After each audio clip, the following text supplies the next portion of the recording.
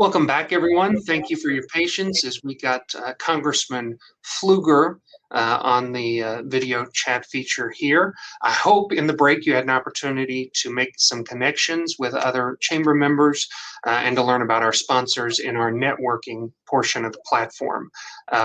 One housekeeping matter before we get to Congressman Pfluger. As questions come in, we're doing our best to get those within the time allotted for each speaker. They all have very busy schedules, and so we're trying to get them back to the work that they're doing for us. Additionally, please know that some of the questions get consolidated from multiple individuals, whether it's the chat feature or previous submissions onto broader topic subject areas in order to allow everyone to have that opportunity. So without further ado, Congressman Pfluger is a seventh-generation Texan who grew up in San Angelo and graduated from Angelo Central High School. He followed in his grandfather's footsteps and graduated from the United States Air Force Academy and then spent time as an officer in the Air Force for nearly 2 decades as a decorated fighter pilot, commanding hundreds of airmen and serving in the Pentagon and NATO. He's also served as an advisor to President Trump on National Security Council as colonel in the Air Force Reserves. In Congress, Representative Pfluger is a strong advocate for national security, promoting our farmers and ranchers, protecting the unborn, energy prosperity, and securing our borders. He's a member of the House Foreign Affairs Committee and the Committee on Homeland Security, where he serves as the ranking member on the Subcommittee for Intelligence and Counterterrorism. He's also a leader of the Texas Ag Task Force and a member of the Republican Whip team. Congressman Pfluger is a conservative Republican, proud husband and father, devoted follower of Jesus Christ. He and his wife Camille live in San Angelo with their 3 young daughters. Welcome, Congressman Pfluger. It's a pleasure to have you here today, and I'll turn the floor over to you to hear from what's going on in Washington. Well, Sean, thank you very much, and to everybody on the call and participating today, I really appreciate the opportunity to be able to talk with you. Have spent the last few days in Midland, Odessa, and really just so excited and humbled to serve in this capacity. It is a huge honor, and my wife Camille and I and our 3 daughters, as Sean mentioned, are just truly honored to have this opportunity. Take it very seriously. I think everybody can turn the TV on right now and see that there's a lot of news out there that is not necessarily good news. We have a lot of challenges facing our country. Some of those have impacted the Permian Basin with regards to border security in the past week. And I know we'll talk a little bit about that. But what I'd really like to start with right now is the fact that, even in the midst of some of this chaos and even in the midst of a very bitterly partisan divide between the parties, I'm still very hopeful. I'm hopeful because I'm serving with some colleagues that may not you may not be familiar with their names or their stories, but I'd like to share 1 or 2 of these folks with you. The former mayor of Miami, Carlos Jimenez, he and his family escaped Cuba, escaped Fidel Castro's grip in communist state to come to this country and live the American dream, and he has done that. Carlos has risen through the business environment, was elected mayor, is a SWAT team medic, and he really has lived the American dream. Victoria Sparks, a Ukrainian-born woman that got an MBA from the University of the Ukraine and immigrated to this country and is a financial whiz. And she is very, very smart, a fiscal conservative, but believes in the American dream. Young Kim is a Korean-born lady from California that describes her story and entry into politics as one that was unlikely, but she has a passion for the American dream. And what I want to tell everybody that's on this call right now is that the work that you do every single day to help small businesses succeed, to help people achieve their own dreams in the Permian Basin, that's the American dream. That's what these 3 colleagues that I just mentioned have done. And I'm so proud to serve with so many different people that come from different walks of life to understand that all of us believe in a prosperous economy, that we believe that if you work hard and you do the right things, that through business activities and a growing economy, that each of us can live that American dream.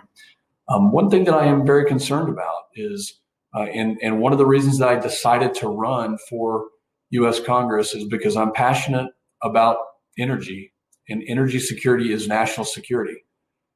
And I know that every single person that I've talked to in the last few days that I've been in Midland, Odessa, have expressed their concerns about the industry and making sure that people like Carlos, people like Young Kim, people like Victoria Sparks know about what the oil and gas industry does, what energy security means to our national security. And I think it's important that each of you know that my number one job in Congress is to represent the constituents of the 11th district, the 29 counties that go from Andrews and Ector all the way across to the east side to Hood County and down to the southeast in Llano County. And what I overwhelmingly hear from constituents is that our energy in the industry, that the oil and gas industry is under attack. And I want to make sure that each of you know that I am advocating and educating my colleagues to make sure, regardless of their party affiliation, that they know what we've done in the last 10 years, that the Permian Basin has truly revolutionized the energy industry, and that we've done so in a way that not only have we increased our own prosperity in this country, but we've also raised 1 billion people out of poverty. I'm on the Foreign Affairs Committee, and you might ask, well, how does foreign affairs have anything to do with District 11? And I'll tell you, it has everything to do with it, because when I talk to the ambassadors from Latvia, Lithuania, Estonia, Poland, the Ukraine, these Eastern European countries, their number one topic of conversation to me is, can we make sure that we can still have access to U.S. liquid natural gas, to LNG? That is their number one concern. In fact, when I had a conversation with the Estonian ambassador, he knew exactly what day and how much and what port and what ship the LNG was shipped over to Estonia from. And it was Texas LNG, which came from the Permian Basin. And so the security of these countries that are right up against Russia is very dependent upon making sure that they don't just rely on Russia, that they're not dependent on Russia. And so it's such a unique position to be in, to serve on this particular committee that really deals every single day with the security of our partners and allies. Energy security is so important to our partners and allies, whether they're in Europe or in Asia or anywhere throughout the world. They want to make sure that they have access to affordable, reliable energy, which is what the Permian Basin has done. And in the last 10 years, the revolution that each and every one of you have been a part of matters to our security, and it matters to those of our partners and allies. So thank you for what you do.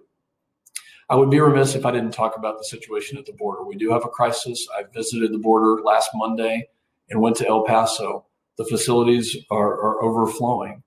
And it really is a tragedy because, the number one job, I believe, of any elected official in a position, whether it's mayor or whether it's the president, is to make sure that the citizens of that community are safe and that they're protected. And right now, we have some serious concerns, and I have some serious concerns about what's going on.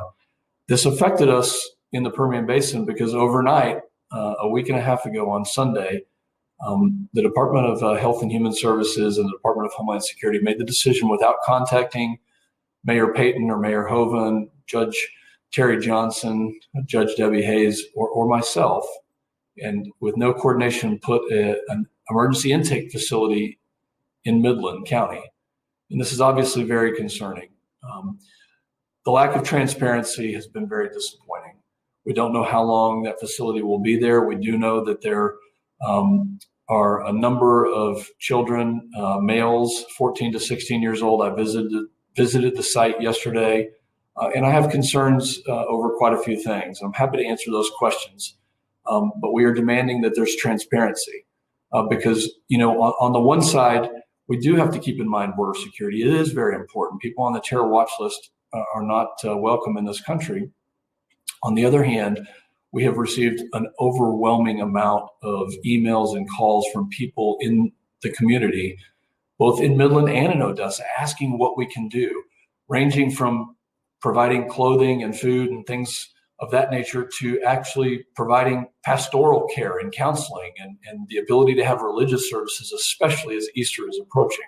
And so I've asked those questions, and I've pushed as hard as I can on the people that are running the facility to let them know that people want to help. Even though we're very concerned about the crisis at the border, we still are very generous and compassionate people here in the Permian Basin, and we want to help these kids who, quite frankly, are being exploited and in a lot of cases trafficked. And I do have to tell you that one of the directors of the facility, who's been doing this type of work for over 10 years, told me yesterday that this is the highest number of children that's being trafficked in her career.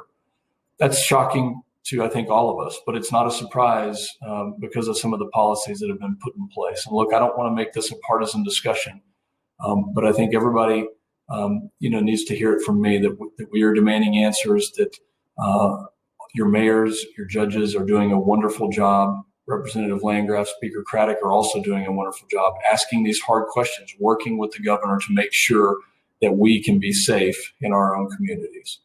And so I'd like to close with this, that even in the midst of these things that are going on, whether it's my concerns about our Second Amendment rights, which I have quite a few, or the border security, or the spending that's going on, God is in control.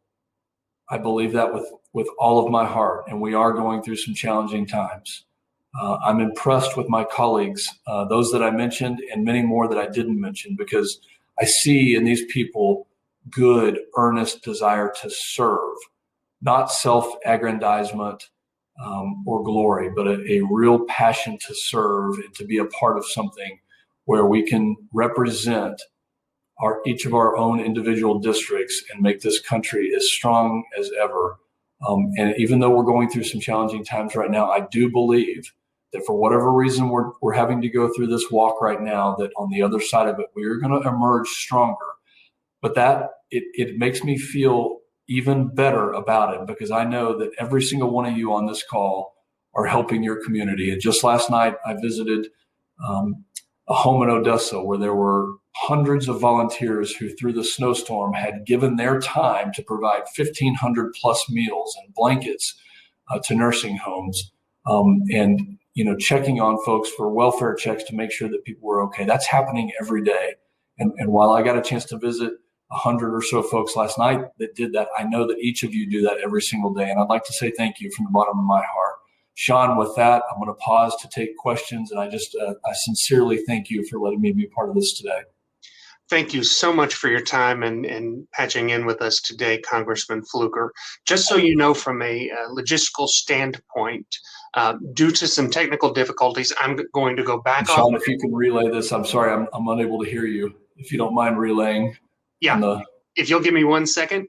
What I'm going to need to do is actually do it on the phone, so I will go off camera and I'll ask questions via telephone and he'll answer. Sorry, I was just running with the setup. Oh, I can hear that. There we go. Okay. I'd like to start by going back to the HHS facility. You've given us a fair amount of information, but one thing we're getting questions on would be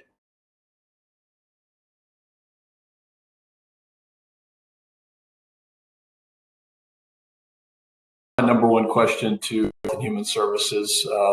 We've written the Secretary of HHS and Department of Homeland Security, and there's not been an answer. The initial answer that was given to me last Monday night, the very first night that I was able to visit it, and that was my first visit, was 2 to 4 weeks. However, yesterday, the directors at the facility told me that they have a nationwide search for facilities like this one.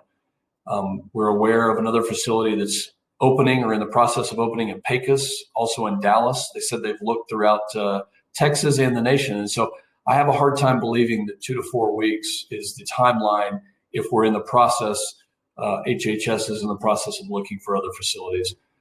So we are demanding these answers. We haven't had a transparent response to these yet, and we will absolutely get this out as soon as possible, but very, very disappointed in the lack of transparency from HHS on this subject.